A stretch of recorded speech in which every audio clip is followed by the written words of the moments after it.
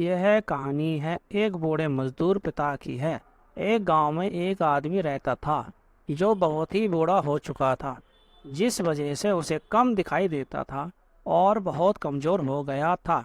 इसलिए अपनी बची कुची जिंदगी अपने बेटे के साथ बिता सके, इसलिए शहर में रह रहे उसके बेटे के घर रहने चला गया। बेटा एक शहर के छोटे मकान में रहता था। मकान तो उसका छोटा था, लेकिन उसके अंदर जो चीजें थी वह महंगी थी। उस मकान में बेटा, उसकी पत्नी और उसका एक 5 साल का बच्चा, यह छोटा सा परिवार साथ मिलकर रहता था। बूढ़े पिता के आने से उनके परिवार का एक सदस्य और बढ़ गया। यह पूरा परिवार रोज सुबह शाम डाइनिंग टेबल पर साथ में खाना खाया करता। बूढ़ा पिता अपनी कमजोरी के चलते हमेशा खाने की चीजें नीचे गिराता रहता और कई बार कांच के बर्तन भी टूट जाया करते थे। कुछ दिनों तक तो बहू और बेटे ने सब सहन किया, लेकिन बाद में वे दोनों बूढ़े की ऐसी हरकतों से चिढ़ने लगे। एक दिन बेटे ने कहा कि ऐसा कब तक चलेगा, हमें कुछ करना पड़ेगा। उसकी पत्नी भी इस बात से सहमत हुई। अगले दिन बेटा कहीं से एक पुराना मेज लेकर आया और घर के कोने में उसे लगा दिया और अपने पिताजी से कहा कि आप यहीं पर बैठकर खाना खा लिया कीजिए। उन्होंने एक लकड़ी का बर्तन भी बनवाया जिसमें वे अपने बूढ़े बाप को खाना देने लगा। अपने कांच के कीमती बर्तन बचाने के लिए अपने बूढ़े बाप को लकड़ी का बर्तन देने में उन्हें जरा भी शर्म नहीं आई। अब खाने का समय जब होता तो बूढ़ा बाप एक कोने में बैठकर खाता और बाकी का परिवार डाइनिंग टेबल पर खाना खाया करता।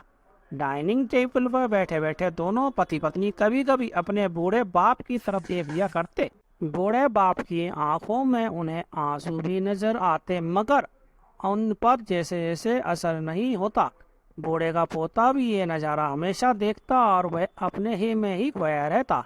एक दिन जब पति पत्नी डाइनिंग टेबल पर बैठकर खाना खा रहे थे, तब उनका बच्चा जमीन पर बैठकर कुछ कर रहा था। उन दोनों ने बच्चे के हाथ में लकड़ी का टुकड़ा देखा, लेकिन उन्हें कुछ समझ में नहीं आया कि बच्चा लकड़ी के टुकड़े के साथ क्या कर रहा। जब बच्चे के पिता ने उससे पूछा कि बेटा आओ खाना खा लो, तुम नीचे बैठकर क्या कर रहे हो, तब बच्चे ने भोलेपन से कहा, अरे मम्मी पापा, मैं आप दोनों के लिए लकड़ी का बर्तन बना रहा हूँ ताकि आप लोगों को जब आप बूढ़े हो जाओ तो दिन में खाना दे सको। अपने नादान बेटे द्वारा दी गई यह सहज बात दोनों के दिल में तीर की तरह उतर गई। दोनों एक दूसरे का चेहरा निहारने लगे। बिना कुछ कहे ही दोनों की आंखों में पानी आ गया और उन्हें अपनी भविष्य की किताब अपने आप को के सामने खुलती हुई नजर आई। उन्हें समझ में ज्यादा देर नहीं लगी कि अब उन्हें आगे क्या करना पड़ेगा। अगले दिन कमरे के कोने से वह पुराना मेज हट गया। अब बूढ़ा पिता और बाकी का परिवार साथ में मिलकर फिर से खाना खाने लगा। बूढ़े की कमजोरी की वजह से हो रही गलतियां भी अब किसी को नहीं चिढ़ाती थी। दोस्तों, ये कहानी हमें बताती है, हर वह पत्ता जो आज हरा है वह कल सूखेगा और डाली से नीचे भी गिरेगा। इसलिए हमें अपने बड़े बूढ़ों का हमेशा ख्याल रखना चाहिए और हमें हमारे माता पिता और बुजुर्गों के साथ वैसा ही व्यवहार करना चाहिए जैसा हम चाहते हैं कि हमारे बूढ़े होने के बाद हमारे बच्चे हमारे साथ करें।